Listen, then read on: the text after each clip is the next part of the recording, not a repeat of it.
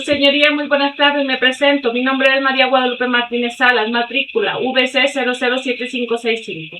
Con el debido respeto a este tribunal comparezco para exponer mi postura respecto al dictamen pericial elaborado por el doctor Soto, dentro del proceso que se sigue en contra de mi representado Carlos C.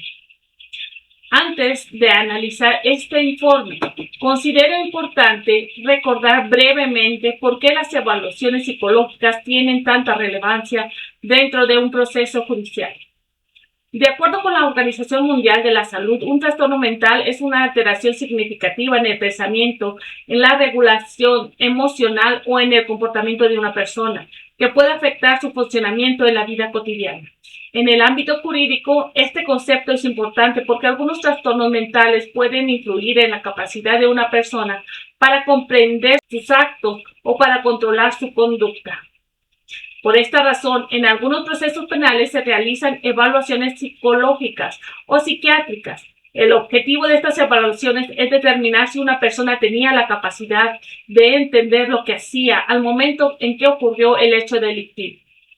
En otras palabras, estas evaluaciones ayudan al tribunal a valorar la responsabilidad penal de una persona. Para determinar esa responsabilidad se analizaron varios aspectos fundamentales. Primero, se evalúa si la persona podría comprender que su conducta era ilegal. Segundo, se analiza si tenía la capacidad de controlar sus acciones, lo que en psicología y en derecho se conoce como capacidad de autodeterminación. Y tercero, los especialistas revisan diferentes fuentes de información, como antecedentes psicológicos, historial clínico y el comportamiento de la persona antes, durante y después del hecho investigado. Toda esta información permite al juez contar con elementos técnicos que ayuden a decidir si una persona es penalmente responsable o si su condición mental podría afectar su imputabilidad. Sin embargo, también es importante distinguir entre dos conceptos que se confunden con frecuencia: el diagnóstico clínico, el diagnóstico forense. El diagnóstico clínico tiene como objetivo identificar un trastorno mental para poder brindarle tratamiento al paciente. En cambio, el diagnóstico forense busca algo distinto. Busca analizar cómo es posible que un trastorno pueda influir en la conducta de una persona dentro de un proceso legal. Esta diferencia es fundamental, porque el hecho de que una persona tenga ciertos rasgos psicológicos o incluso un trastorno mental no significa automáticamente que sea penalmente imputable. Por eso, los dictámenes periciales en materia de psicología deben cumplir con estándares muy estrictos de objetividad, rigor científico y metodología adecuada. Y es precisamente aquí donde surge el problema con el dictamen presentado por el doctor Soto. Su señoría, como señala un principio fundamental del derecho penal, si no existen pruebas consistentes, existe la duda razonable. Después de realizar un análisis técnico del informe pericial, es posible identificar deficiencias metodológicas que afectan seriamente su validez, su confiabilidad y en consecuencia su valor probatorio dentro de este proceso. Permítame señalar tres debilidades específicas. La primera debilidad es la aplicación de una batería insuficiente de instrumentos de evaluación. El perito utilizó únicamente el MMPI-2, el test de matrices progresivas de Raven y una entrevista clínica estructurada.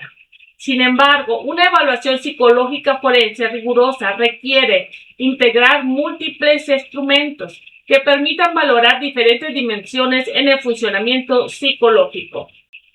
En este caso, el dictamen concluye que el acusado presenta episodios de descontrol impulsivo. Por esta conclusión, no está respaldada por una batería amplia de pruebas que permitan confirmarla de manera sólida. Por lo tanto, el informe no refleja una evaluación completa ni rigurosa. La segunda debilidad es una interpretación sesgada de los resultados del MMPI-2. El informe toma elevaciones en ciertas escalas, como desviación psicópata y paranoia, como si fueran diagnósticos concluyentes. Sin embargo, en psicometría es fundamental analizar también las escalas de validez, que permiten saber si las respuestas del evaluado son confiables. En este caso, el doctor Soto omitió analizar adecuadamente la escala L, la cual sugiere una posible actitud defensiva y por parte del evaluado. Este dato debió haber sido considerado para matizar las conclusiones del informe. Al no hacerlo, las inferencias sobre la personalidad de Carlos M. resultan técnicamente cuestionables. La tercera debilidad es la falta de fundamentación en términos de validez y confiabilidad. El informe no explica de qué manera las pruebas utilizadas garantizan resultados válidos, ni por qué las conclusiones deben considerarse representativas en el estado psicológico del acusado. Tampoco representa referencias técnicas o científicas suficientes que respalden la interpretación realizada. Esto debilita significativamente el valor probatorio del dictamen.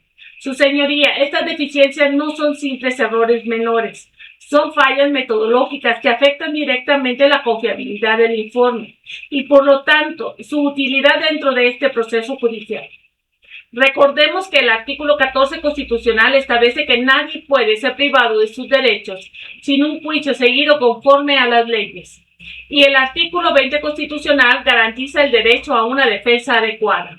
Si un dictamen pericial carece de rigor científico, se corre el riesgo de afectar principios fundamentales como la imparcialidad del proceso y la presunción de inocencia.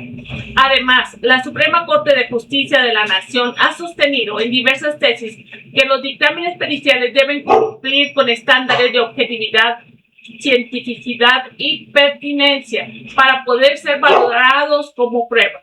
Por lo tanto, solicito respetuosamente a este tribunal que se deseche el informe pericial elaborado por el doctor Soto y que se ordene la realización de un nuevo dictamen psicológico elaborado por un especialista independiente. Un dictamen que utilice una batería completa de pruebas psicológicas y que sea analizado con el rigor científico que exige la psicología forense. Porque solo mediante una evaluación técnica, objetiva y bien fundamentada es posible garantizar que el proceso de Carlos M. se lleve a cabo con justicia y con pleno respeto a sus derechos fundamentales. Es cuanto.